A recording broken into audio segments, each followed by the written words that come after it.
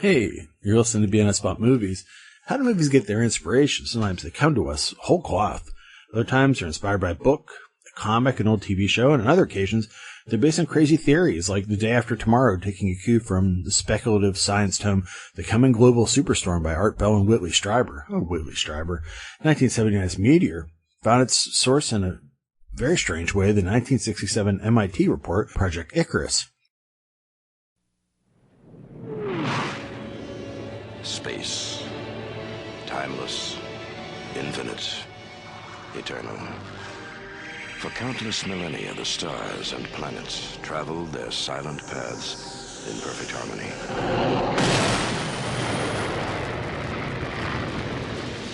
It was called Orpheus, the meteor. Its power is greater than all the hydrogen bombs. Its speed is greater than any rocket ever conceived. Its force can shatter continents. Its mass can level mountain ranges. It cannot think. It cannot reason. It cannot change its course.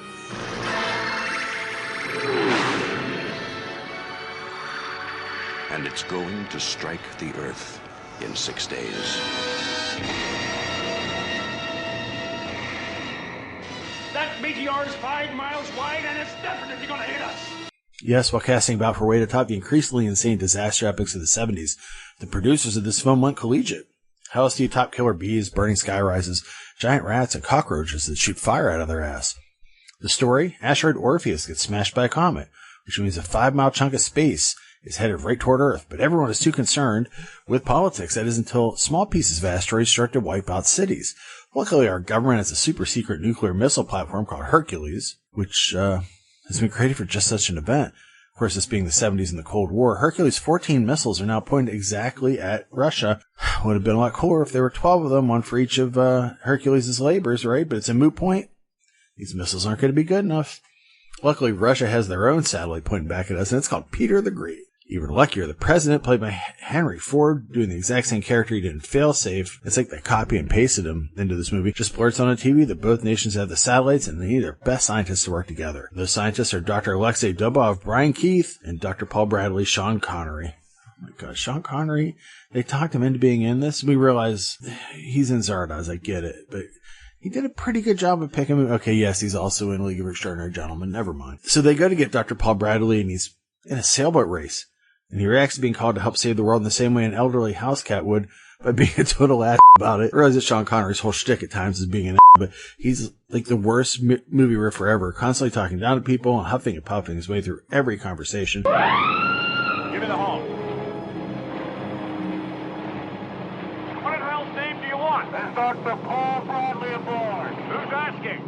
I've got orders from NASA to bring in Dr. Paul Bradley. Is he aboard? This is an emergency. So's this. We're trying to win a race.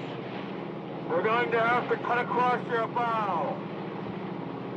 All right. God damn it. We're coming in. He's also the hero of the film. Maybe that's how they did things in the 70s. Heroes and killing off Donald Sutherland. That is the dream of 70s movies. Everyone meets in the NASA Control Center, which is below Broadway. It's a cavalcade of your favorite actors, as all disaster movies must be. There's Harry Sherwood, that's Carl Malden. Why don't you stick a broom up my ass? I could sweep the carpet on the way out. Major General Alden, Martin Landau, and interpreter Tatiana Doskava. Natalie Wood. And if it's a matter of choosing, Если уж выбирать, I'll take the pretty one.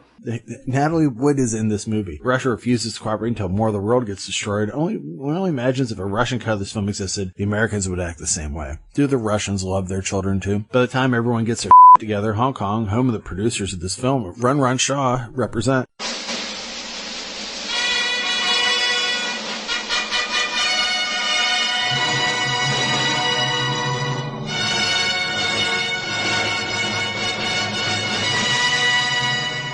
And the Swiss Alps both get annihilated. The latter is a tough loss, as young Sybil Danning is decided to ski during the apocalypse and pays the price for her timidity. Just as the missiles are launched, the disaster part of this movie kicks in. New York is struck, and the subways are flooded, putting our main characters in peril. That's Jimmy. What was that? He said, one day you will come to Moscow and you will see a clean subway. One day I'll take him up on that. But luckily, Hercules and Peter the Great do their job. Just as good news hit the Earth, everyone gets rescued. I've struggled to write a more exciting ending to this. I mean, that's the movie, Meteor. It was a big deal when it was released. The tie-in toys, a pinball machine, a Marvel comic, everything that a 70s blockbuster need. Some blame the AIP name being on this for its failures. People instantly expected cheese. Some blame the completely boring script. I do.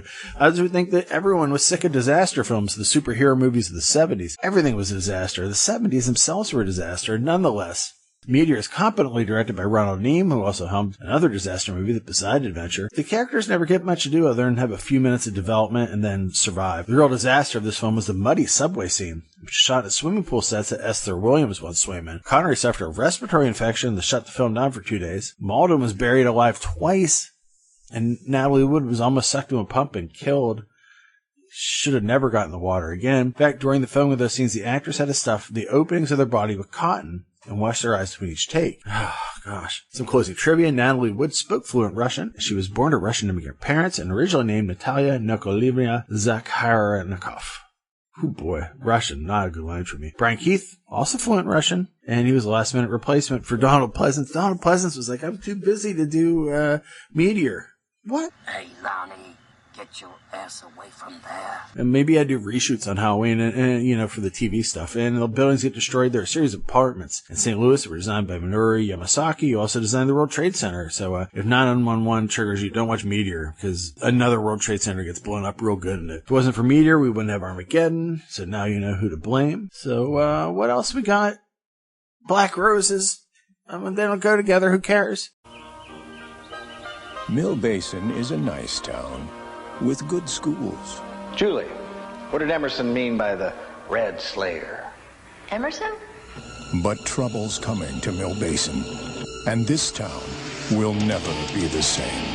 Turn up the power, turn up the lights. If rock and roll is the devil's music, then Black Roses is the house band. I can see, I'm gonna take you to the top with me. I mean, last week, all they could think about was midterms. Now it's Black Roses.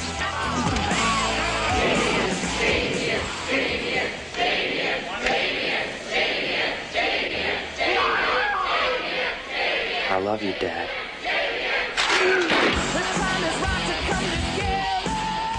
There's something going on in this town, and you gotta help me stop it. Where have you been? Did you go and see that show again after I told you not to? You have to come with me to that concert tonight.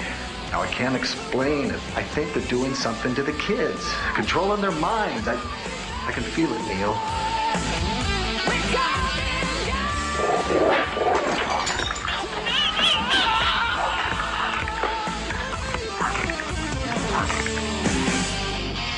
I brought you a present.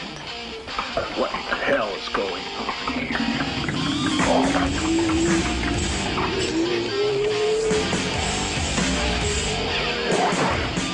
What you do with my kids?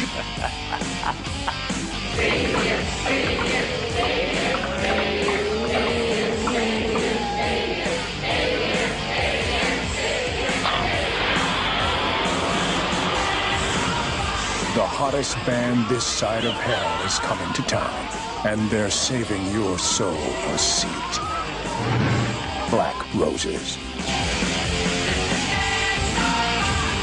Growing up, there's two things that saved me, and damn me, heavy metal and horror. You get together like guitars and bass, Guns N' Roses, beer and weed, leather and denim. Off the top of my head, I can name plenty of bands for whom horror movies are the central element. Electric Wizard, Hooded Menace, The Misfits, Acid Witch, Mortician, Uncle Acid. I can name bands all day long. What movies meet the metal grade? Well, one of these, with the tip of the horns of Mike McBeardo McPadden, R.I.P., is 1988's Black Roses. And you probably remember Black Roses for its VHS case. More than the movie, it was a 3D standout on rental shelves everywhere. Favorite of a lot of horror fans. Believe it or not, I'd never seen the movie until a few years ago. I did know the song Soldiers of the Night, which Acid Witch covered on their Midnight Movies EP, so I had to look up the movie that went with it.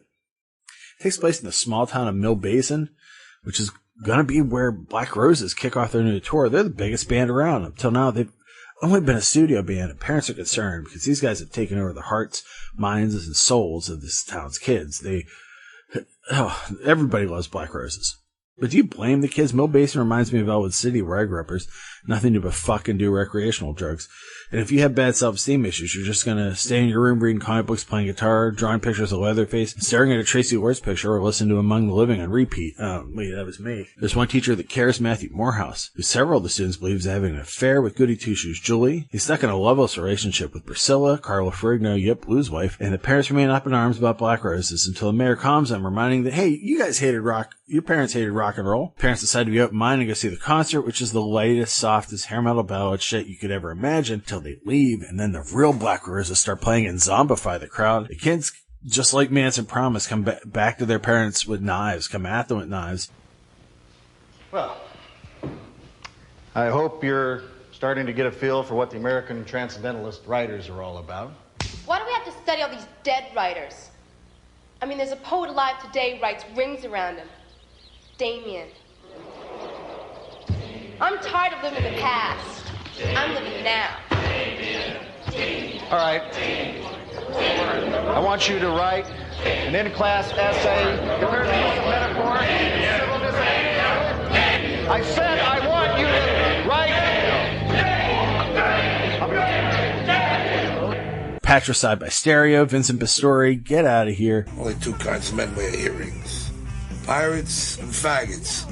I don't see no ship on our driveway. A mother killed by a car, another kid shooting his dad right in the face, and one watching while his best friend humps her father to death. One of these deaths is not like the other. Even virginal Julie goes astray, killing her lecherous stepfather and Morehouse's ex-girlfriend before transforming into a creature that can only describe as a snaggletooth fetal pig that makes cat noises. This leads us to the band's final concert, where lead singer Damien doffs his hair and shows off his demon dome. Morehouse responds by setting the demon on fire, killing it. Wait, hold on. A demon can't be killed by fire. What is this bullshit? And this is poor planning, and it's a very Deus Ex Machina ending. So often, if you meet them in person, I get evangelical about movies, telling everyone how amazing they are, and who wants to listen to that? But I realize I often make bad movies sound better than they are, and people are not ready for them. They say, is Sam crazy? Yes, I am. If I were sitting next to you in person, I'd tell you this movie is awesome because the lead singer turns crowd members into skeletons and purple zombies, that little dinosaur people that sound like kittens come out of the speakers that kill fat dads, that my real dad, Carmen Appice, is in this movie because his band King Cobra was Black Rose, and his name in the movie is Vinny Apache, which is the best name maybe ever except for Sheriff Gene Freak. Oh yeah, that's Shirley Adams from The Creature from the Black Lagoon and Dennis Hopper's Insane the Last Movie. And you'd watch this and you're like, why should I be cheering for obviously a pedophile teacher with a sweater trying to set all the kids on fire with gasoline? Why are the creature effects so weird and so bad? Is the film on the side of the parents or the kids? Why is the biggest band in the world playing such a small town hole? How did they survive to play Madison Square Garden 2 weeks later and everyone's like, oh well, like it means nothing? I have to really start sharing disclaimers when I get excited about movies like this. But yeah, purple zombies, dinosaur cats, lots of nudity, metal lifers playing ridiculous songs. Carmen Appice was also in Ozzy's band, Paul Stanley, Ted Nugent, Rod Stewart. That may help you in a trivia contest someday. You know, kids rising up to kill their parents. You can forgive a bad movie for a lot when it has all of these elements. Anyway, that's BNS About Movies for the week. Thanks for listening, and I'll see you next time. Demonic beast. What happened to the good old simple love song? I love you. That's a good word to use. Nowadays, they have to write some sickness. It's just absolutely sick and bizarre, and I'm going to do my utmost best to try and stop it now. Anything you'd like to say in conclusion? These evil people have just got to be stopped.